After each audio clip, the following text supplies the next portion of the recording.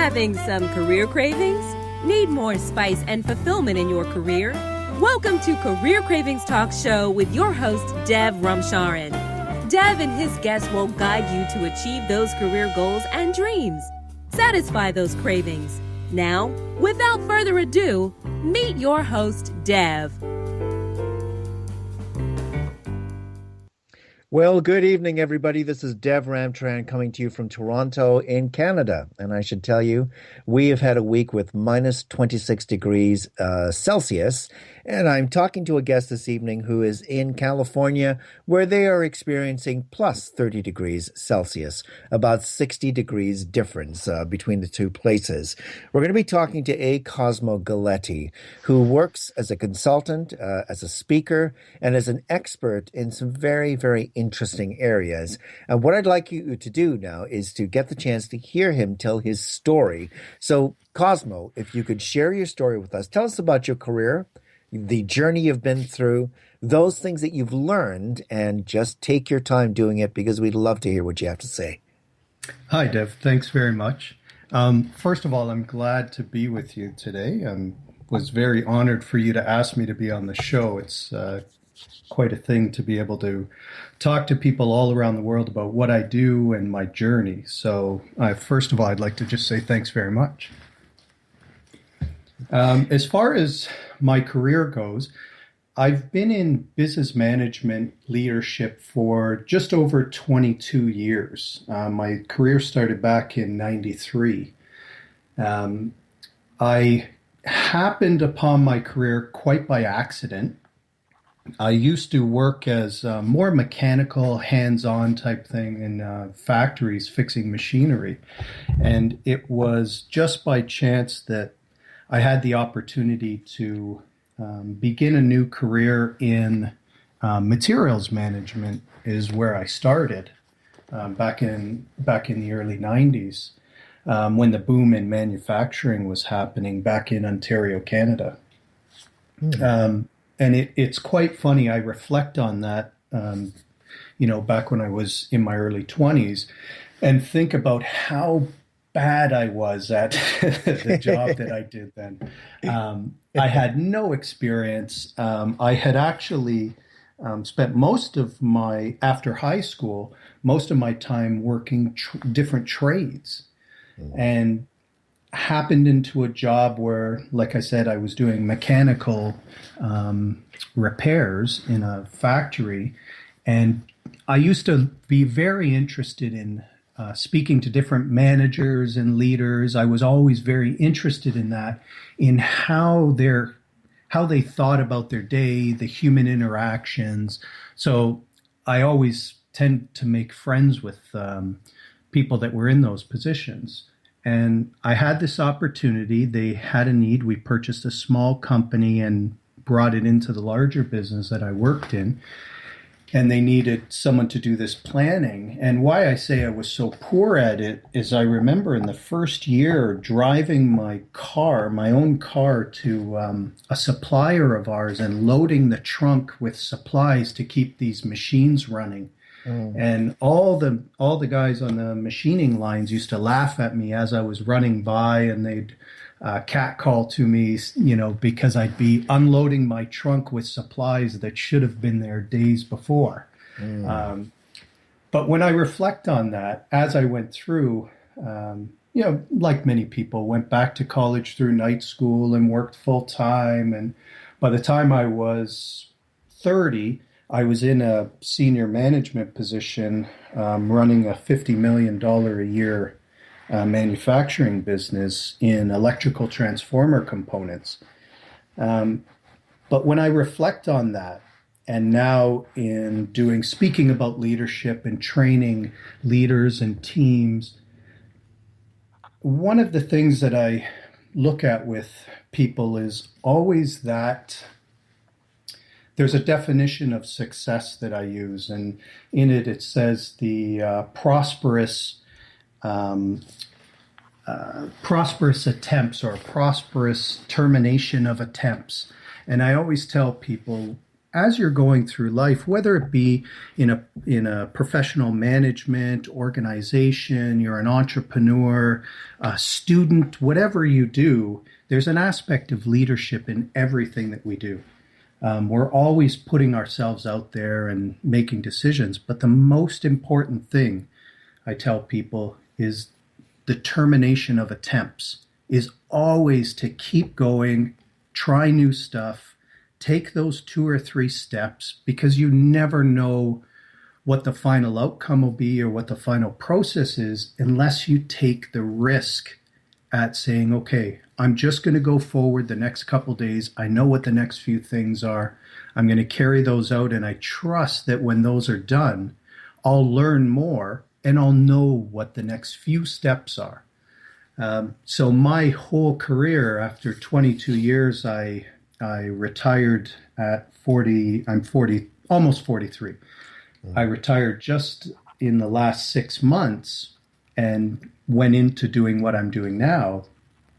In that entire career, I have to say, looking back on it, that was the biggest thing, was always saying to people, okay, try, or saying to myself, even when I felt like everything was just a mess, was just keep going, like just keep taking that next step, just take that next step or the next 2 steps. You know what you have to do, complete those and trust that the rest will be revealed. So now in the career that I'm doing now, I have the opportunity out here in California to be working with a local college, Mount San Jacinto. And it's just a great feeling because I'm working right now with business students who are 19 to 21 years old. And when I'm talking to these business students, I can see myself, that desire to move forward and just give me that one tip that'll make everything better and that'll reveal the universe to me. And you see it in their eyes, oh, if I just learn that one course, or if I get that degree, or, the world is going to be open and I had one of the students, Andy, tell me that his vision of success was to have a great job where he contributes to society, and after he's done, he sits in his pool with a drink. Love it. Yes, and I told him, great, that's great. And we often, it's been the 3 sessions that I've been at the college, and him and I and the group will often go back, and we use that now as the anchor to, that's what success means, is having this great job where you're contributing to society. And when you go home, you're sitting in your pool having a drink. But I always look, and with these students, it's great because I have the ability now to connect with myself back in the early 90s when I was their age starting out, and be able to say, it's not difficult. It's not difficult to make those transitions from career to career. It might be overwhelming or seem overwhelming when you're looking at it, but the reality is it's not difficult. The hardest part about it is being able to be present and grounded in the now and take the necessary steps that will just lead you to that next realization of, okay, this is where I'm going, and I found out more. I share with the students now in my career, I'm just coming out with a book in March, and it'll be my first book, published book. And it's becoming the leader you've always wanted to be. And it's strategies on changing your focus and also engaging your teams so that they can then start to lead more authentically.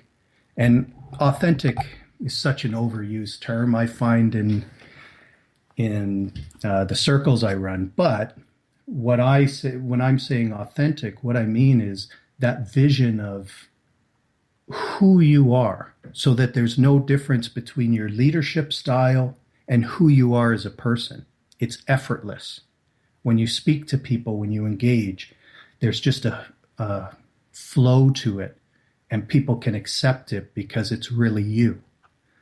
So my book will be coming out in March, but when I'm talking to these students now, I'm telling them, you don't have to mimic what great leaders do. You don't have to learn the steps or the 5 tricks or keys or to being a great leader.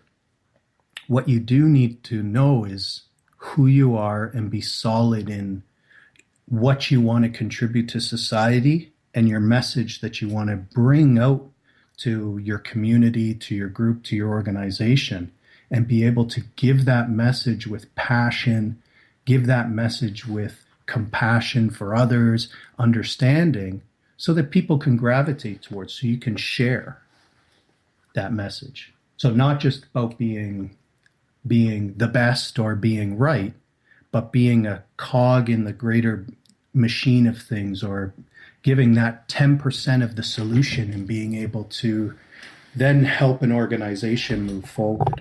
So when I look at my whole now in my 23rd year, I just feel so remarkably blessed to have gone through all the challenges I've gone through, being able to stay present in those times and really take away opportunities to grow. But now being able to go back and share with the next generation of leaders and be able to learn their perspective and how they see life is just amazing to me. Sometimes I look and think I'm getting more out of those seminars and those opportunities for learning than they are. But so in a nutshell, that's pretty much where I've been and where I'm going at this point. This is wonderful, wonderful stuff. So basically, you've had a quite richly varied career, and you're also one of those honest people who's able to say, and it's not always the case, that there have been jobs that you were terrible at, where you learned lessons and where you realized this is not what I'm cut out to do. So the technician who was going from place to place, repairing and maintaining equipment, that just wasn't something that you were cut out to do. You were actually cut out to do something much bigger and much larger than that. And, Cosmo, it occurs to me that what you are doing now, which is basically preparing the next generation to build something bigger and better than we might have built, is your life's work. It's a great, great part of your life's work.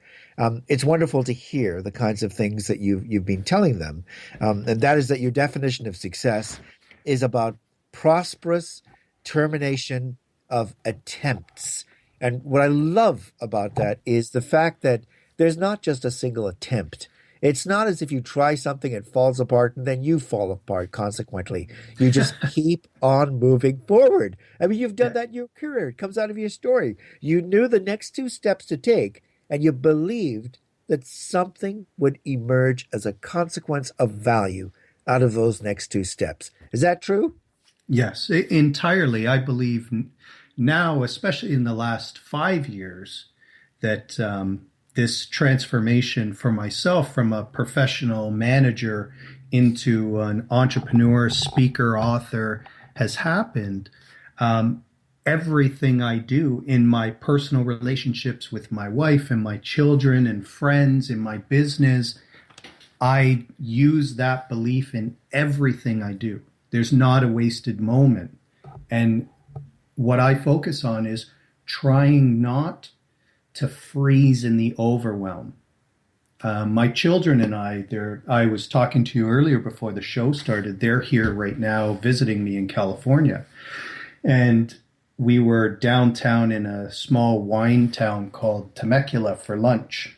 And we were walking down the street and they were asking me about this transition into from just outside Toronto, Canada to California. I said to them, as you grow older, there's going to be a lot of people that tell you, well, you can't do this, or I knew a friend that tried that and didn't do it. And I told them, always look for the person that has achieved what you want to achieve and ask them. Give thanks to the people that give their opinions to you. Don't ever be rude. Don't ever discount somebody. Listen to the opinion, but always look for that person that has done what you want to do or has done something similar, because they're going to know the steps. Not 100%, but each one they'll be able to guide you just that next two steps. And if you just take those next two steps every single time, I guarantee if you can take them and always be focused on that enriching goal that enriches your life and that brings your message to other people, I guarantee you that once you finish those couple steps, the next ones will unfold. And I believe that the rest of your life is going to be spent this two steps, you see the next three. You take those, you see the next two. I don't believe that there's really an end for us. I believe that the rest of our life, if we're growing, we're contributing, that's how we live. And it's total freedom. Wow. That's awesome. So look, a couple of things I want to ask you about. First of all, I want to ask you about the impression that some people might get.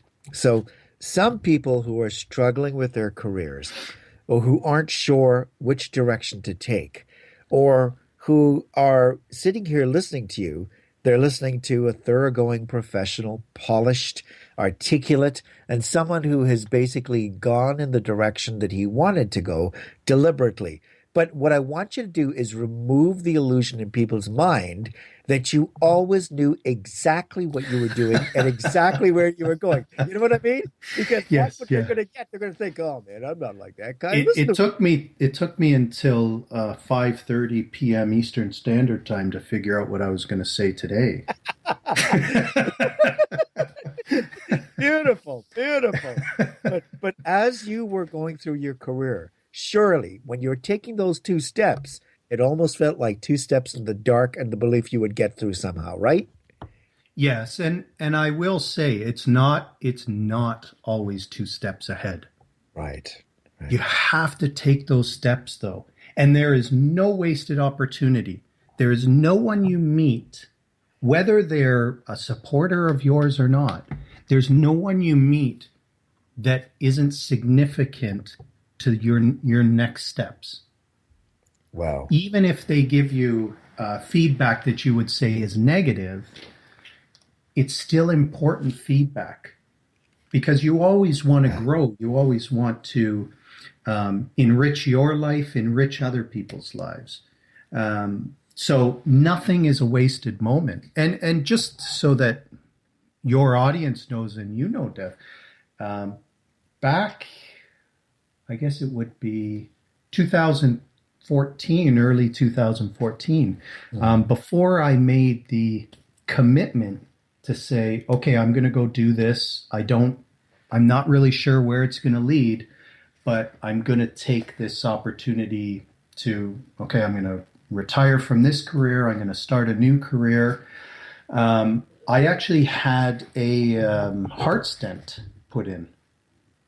And I've always ran half marathons. I've always been healthy, never had high blood pressure, never had high cholesterol, those type of things. And it took doctors actually 7 months to figure out what it was, because nobody tested my heart because I did well. And it happened that my left anterior descending artery was 80% blocked. Wow. So, it's not always, you're talking about the steps. It's not always that we know what's going on, but we have to listen. And that's really what told me in my life that, I love the metaphor. So when I look at block in the heart, I take it figuratively and literally and say, okay, I'm blocked somehow. I got to open that up. So we go get the stent and we get that taken care of. But now I have to go out and make sure that I'm adding value to my life, adding value to other people's lives. And where I was in the career I was in, it felt restricting. And I wasn't able to flow and really talk about and say the things that I wanted to, not because of the company I was at or organizations are bad, but just in general, that's not the focus. They're focused more on profitability, those type of things, which are important. I don't want to take away from that because I, in my own business, look at that. But it was just about saying, okay, my career, this 22 years, has led me to this point. What's next? Mm-hmm. You know, Parker J. Palmer has written about the necessity that we all have to listen to our lives. And it's almost as if there you are, and your life is a separate entity talking to you about itself, is suggesting to you directions that you should go in, and suggesting to you things that you are great at, whereas there are other things which just aren't the work that you have to do, the highest contribution that you can make in your life. So it's a remarkable thing when you said that you always have to be listening.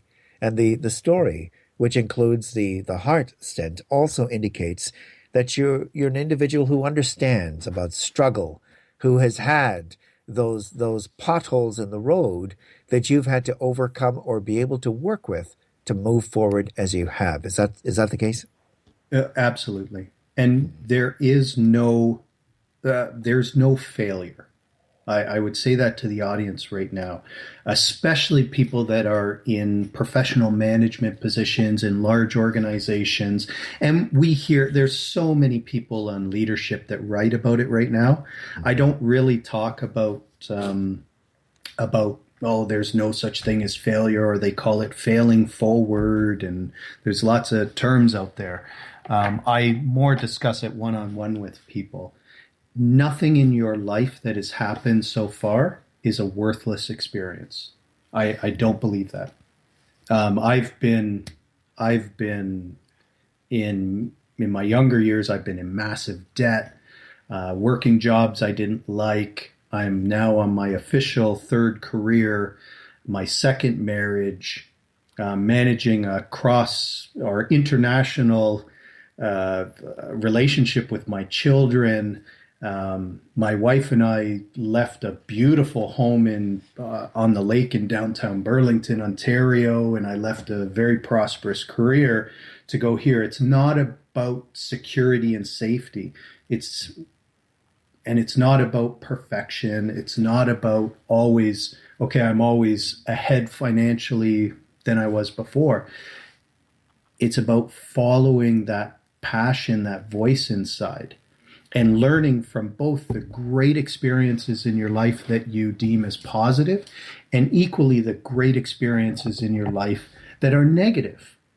For the most part, when people look at transformation or taking any kind of change in their life, it comes from a poor experience or it comes from a crisis. It doesn't typically come from something that's positive. Mm-hmm. So if that's the case, I'm not suggesting to go out and create crisis. What I'm saying is don't fear it.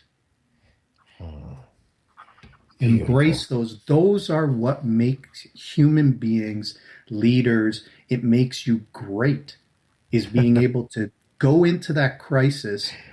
You feel like you're just going to curl up in a corner and die, and you come out the other side. That's something to be admired in people. And there's so many of those stories. I bet every listener that's listening now, everyone that listens to the recording later, has a great, awesome story where they were down in the dumps and they made it through. Don't hide from that. That's strength. That's where we culminate our greatness from. Wow. So very memorable things that all of our guests say. There are things that they say which we remember forever. So you just said it's not about security and safety. It's about following that passion, that voice inside of you, and don't fear taking that step, taking that risk. This is great, great advice. It's great for people to hear that it isn't about security and safety and making a pile of money. Those are things which might be sort of side effects, but listening to and honoring who you are, really, And that voice inside that's telling you what you are meant to do, that's the most important thing for all of us. So that's got to be extremely inspiring for your students. Do you tell them things like that? Oh, definitely, definitely. And I'll make just a comment. The pile of money you had just said, and making a pile of money. If you follow that voice and really do what you're meant to do, you will make a pile of money. That's the way I look at it. You will be wildly successful. And if that means money, you will make more than you currently make in a position that you're not happy with. Great. It sets a great perspective for people, right? So look, another question that I wanted to ask you about going back to tease apart some of what you said earlier. You said, and correct the phrase if I get it wrong. Try not to phrase in the overwhelm. Now that was a very, very sort of enigmatic statement. Tell me some more about that. Well, for anything, just try not to in your speech, in your thought, in everything you do, we as human beings, we're wired to look at those fearful situations that cause us overwhelm. In how you speak, the language that you use, and I'm talking more now, your internal talk about your self-concept, who are you? Start listening to that, because what you tell yourself will dictate.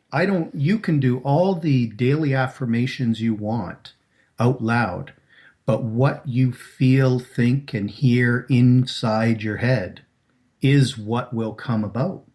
So when I talk about the overwhelm, and especially with the students, it will come. It isn't about avoiding the overwhelm.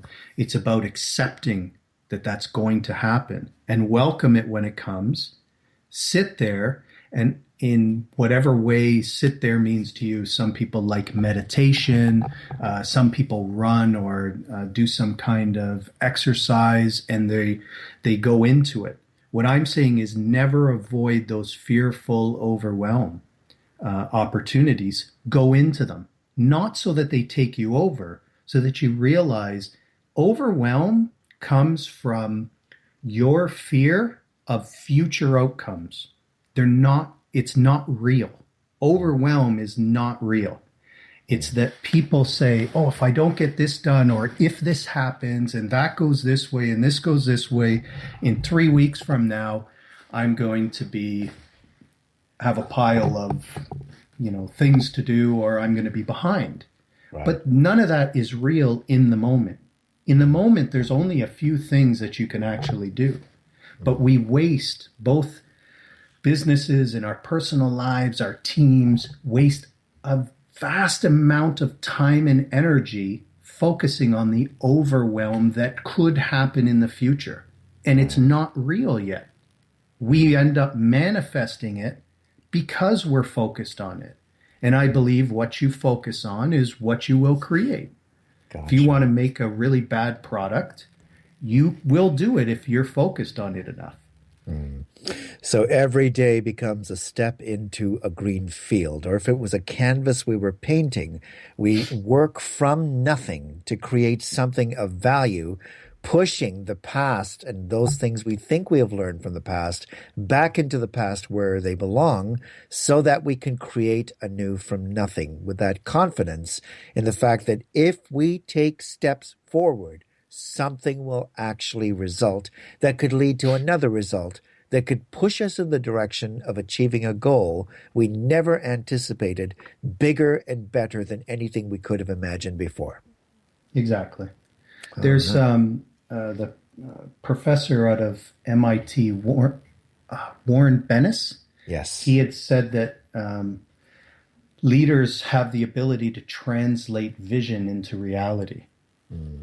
And one of the keys in that, it's another quote that I often share, is translate. It's about constantly translating your vision into reality. That's about the steps that are needed to be taken in the short term. When I work with the students, or if I work with other entrepreneurs and businesses, what I teach them to do is to have a vision. It's important. Many people do vision boards, and they have vision statements and mission statements and all that great stuff. I personally have a vision board myself. But it's not enough to just focus on it.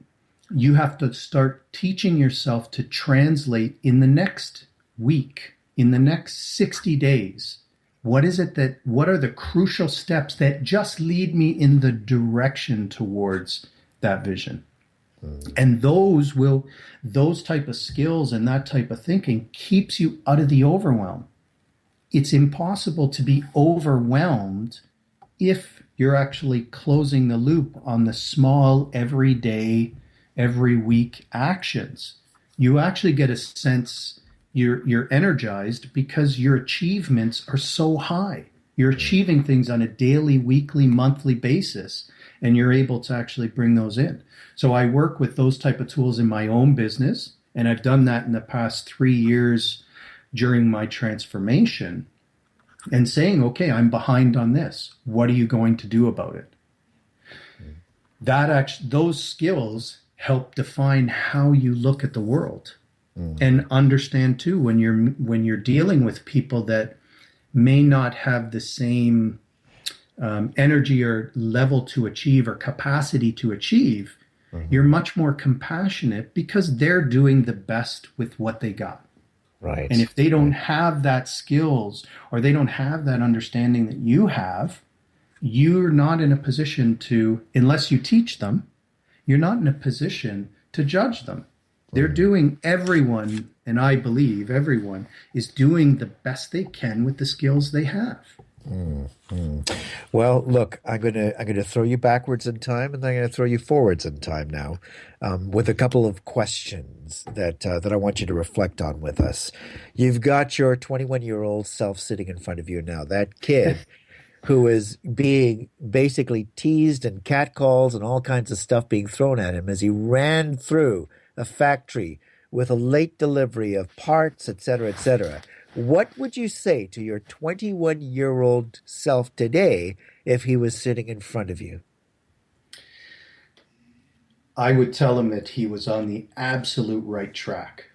And I remember being there, and I remember feeling that I wasn't smart enough, I wasn't good enough, and that's why I was there.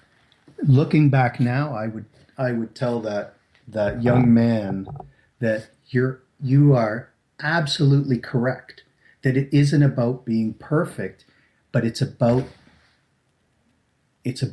always, again, the termination of attempts, always going and doing the best you can that day, and you reserve the right to be better tomorrow than you were today. And if you can say, I've gone further than I was yesterday today, you're on the right track. Excellent. And so this is what you would say to him at that stage, which would not in the end have shifted the journey or the nature of the journey that you actually took.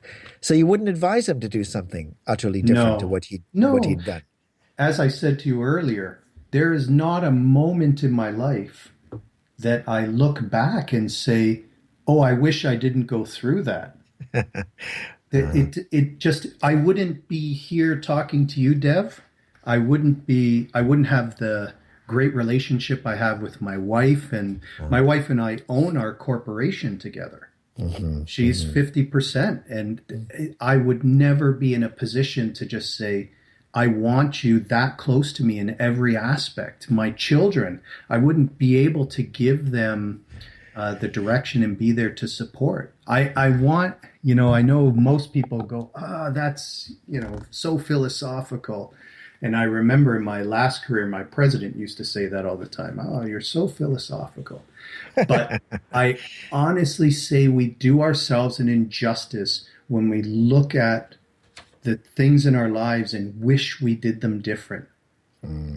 You learn so much from those mistakes and tragedies in your life if you're willing to look in the mirror and take ownership for them. Yes, yes. So basically, you realize now, if I had not gone through those things, I would be less than I am today. Absolutely. Right. Absolutely 100%. So you're at your retirement party looking into the future, whenever that is, whenever that is. There's no rush It'll be the because same day as my funeral. okay.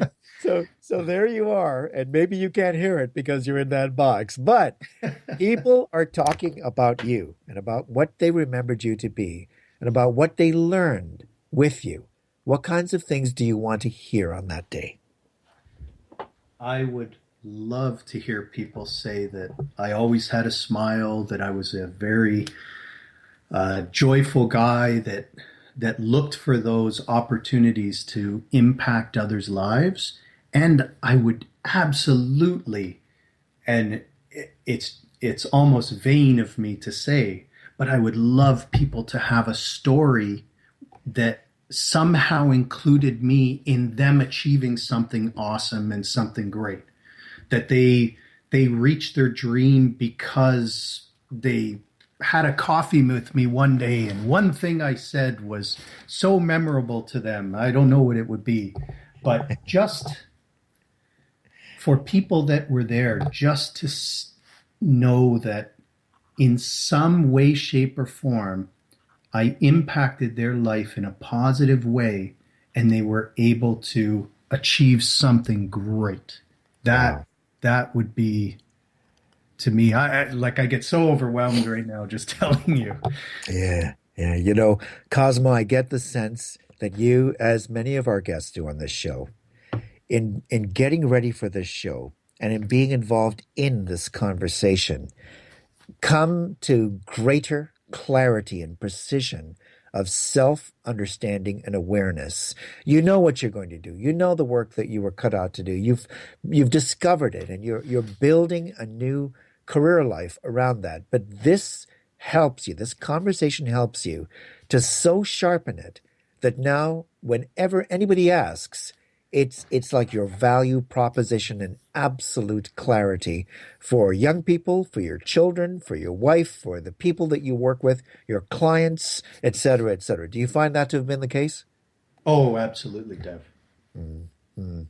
So look, there's one more final question that I want to ask you, and that is this.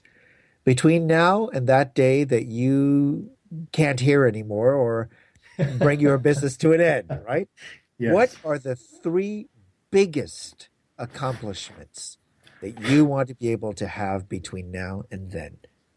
Oh, jeez. Wow, I never thought about that. Ah,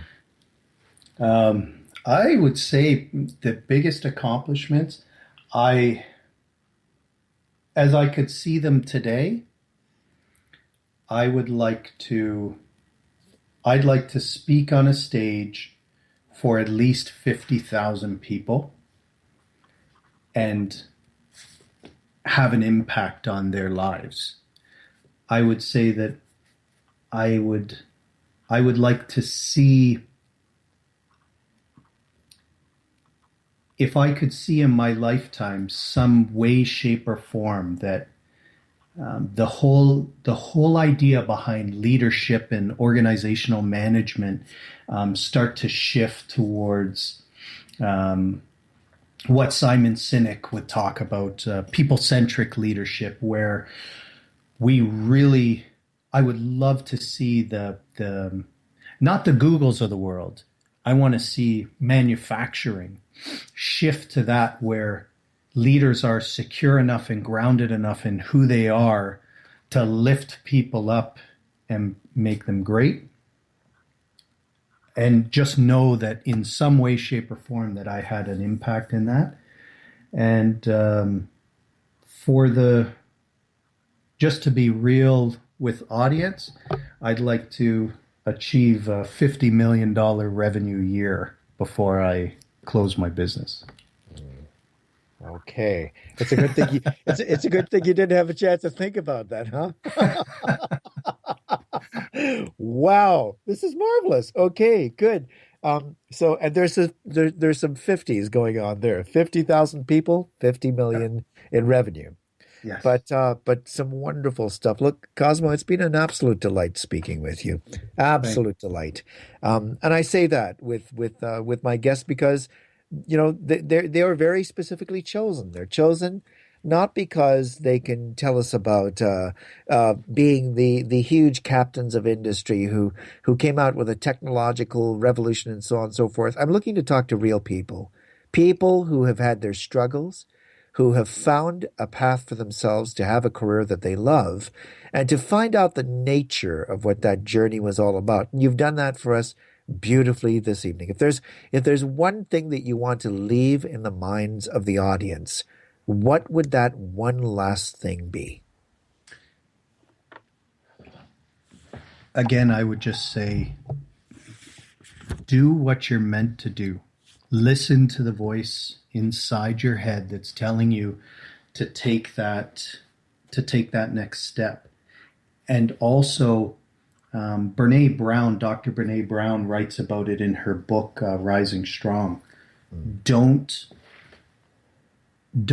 avoid looking at those struggles that you've had in your life. Those are your story. You want to be on a radio show or write a book. Write a book on your story where you were able to overcome massive obstacles and do something great. I can't urge people enough. And I believe that every one of your listeners and so many people out there just discount how great they are and how capable they are at achieving wild success because they don't feel they're special. And they are. That's what I would leave the audience with. And that would be a wonderful thing to leave them with. Once again, Cosmo, I thank you so very much for being with us. It's been an honor speaking to you and hearing your story. And I think you've left a river of wisdom for people to swim in and learn through as they go, walking towards the destination points that they're taking their careers to. So thank you once again. Thanks. We're now at the end of our first segment, and in a couple of seconds, we'll move to segment number 2.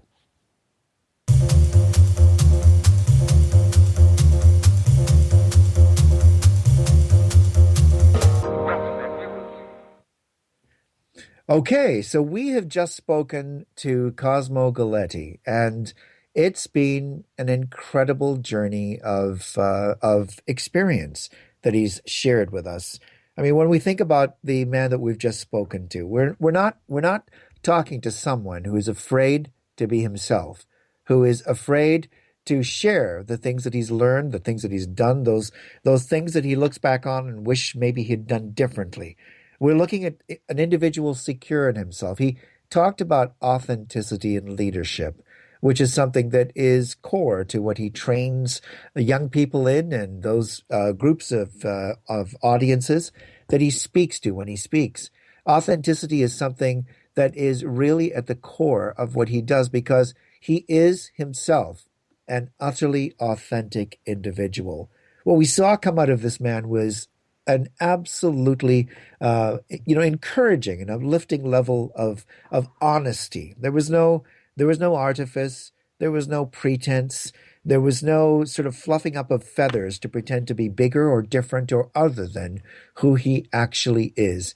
He talked about those tragedies and those struggles and those difficulties in his life. At the end, he talked about Brene Brown's advice that we actually not hide away from those things because they are our story. They are the components of the experience that went into the building of our greatness as individuals. And I really feel as if we listened to a great leader when we spoke to him a short while ago. He's a very honest individual. He's someone who also is a pragmatist. So there's no sort of pie in the sky. There's no sort of foolish talking that's cloudy and feathery and doesn't seem to be rooted in reality. He's got a good, firm grasp on reality, and that sets a real example for us. We need to have our feet planted on the ground. As we take those steps, he advised us to take in our lives. If we have got some kind of mismatch between the reality that is around us and the way we think things actually are, we're not going to make the steps that we need to make in the right or logical directions. So he's got a very, very clear grasp of the way things actually are. Yet, he is informed by a vision of possibility for the future that makes the reality he finds himself in a springboard to get to that reality. Now, he didn't give us anything hugely dramatic and theatrical, but what he gave us was the best possible advice any of us could ever have gotten, and that is, take 2 steps forward. And what he said was, I guarantee you, you will achieve clarity in what you need to do next. He said that the goal, the ultimate destination, may not be at step 2, but in taking those steps forward, you are now a woman or a man in action, moving in the direction of the execution of a dream.